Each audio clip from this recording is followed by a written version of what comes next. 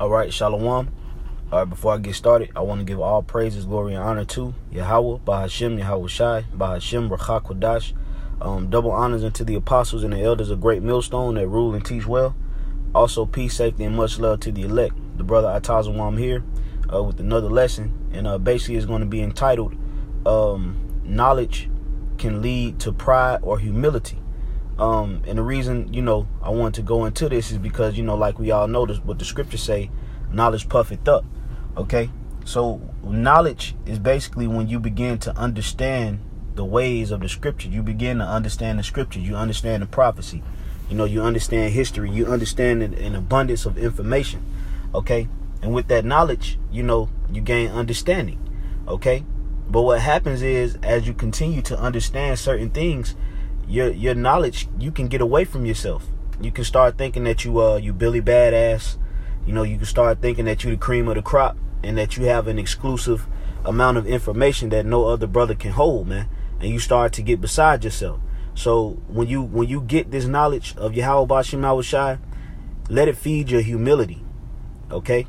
Don't let knowledge feed your pride. Let it feed your humility, because the wisest men were always the most humble men.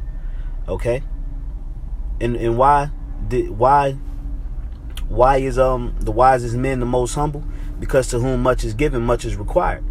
Okay? So if you get proud because of knowledge, then that means you don't understand what the Lord is going to take you through. That means you don't understand that you're going to have some heavy tests, okay, that the Lord is going to bring your way, and you ain't considering that. You just want to boast upon the knowledge that you've received from the Heavenly Father. So you want to take that knowledge and you want to pray and ask the Lord not to make you proud, but to continually make you humble and meek, and give you the spirit of humility and not to get proud, man, because knowledge can feed your pride, and then you lose yourself and you start to think that you something other than what you really are.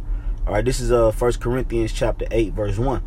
It says, now as touching things offered unto idols, we know, we know that we all have knowledge. Okay, so every brother that comes into the camp, whether he's a babe or whether he's a experienced brother that's been around for a number of years, everybody has a level of knowledge. It might not be on the same level, but hey, we know we Israelites. We know the white man is the devil. We know the name of Yahweh Bashim Yahweh Shai.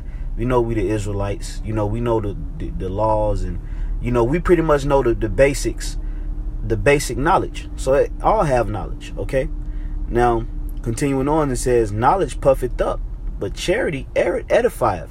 Okay, so remember that knowledge puffeth up.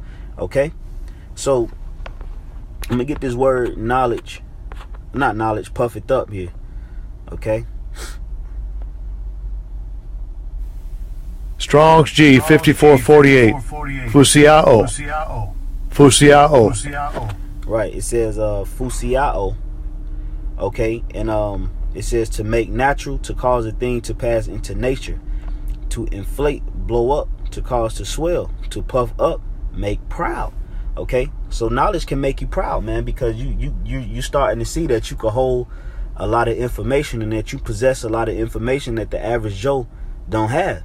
So then you start to put yourself on the level of exclusivity, and then you start to have that mastery spirit over brothers. You start to have that that spirit to where brothers don't want to be around you, because you just think you a know-it-all, and nobody can never tell you anything. And you see, so that's what knowledge can do. Knowledge can feed your ego, but you can't let it feed your ego. You got to use that knowledge that the Lord gives you and let it feed your humility, so that the Lord can give you more. Okay, verse 2. And if any man think that he know of anything, he know of nothing yet as he ought to know. Because man, when you read about our forefathers, Abraham, Isaac, and Jacob, and the men of old, the ancient men, man, they knew way more than what we knew now. Okay, now we understand prophecy more because this is the time where the Lord is revealing the prophecies unto his men, so that the elect can be saved. Okay, they may have not understood the prophecies, but they understood a lot more than what we understand now. They knew how to farm. They knew how to take an animal and gut it, clean it, cook it. Okay, they knew how to read the skies and tell what time of year it was, the time of day. They knew how to fish. Okay, So there's a lot of things that the men back in the day knew more than what we knew. So that's why the Lord said, if a man think he knows something, he know of nothing yet as he ought to know, man. Okay? So don't let the internet and you know, just the information age, you know, spoil you and feed your ego and think it's all about, it's a rat race of knowledge, man. No, that's not what it's about, man. It's about being humble and taking that knowledge and using it to edify the elect. Okay, so I'm gonna come right back with another lesson with the part 2. I'm about to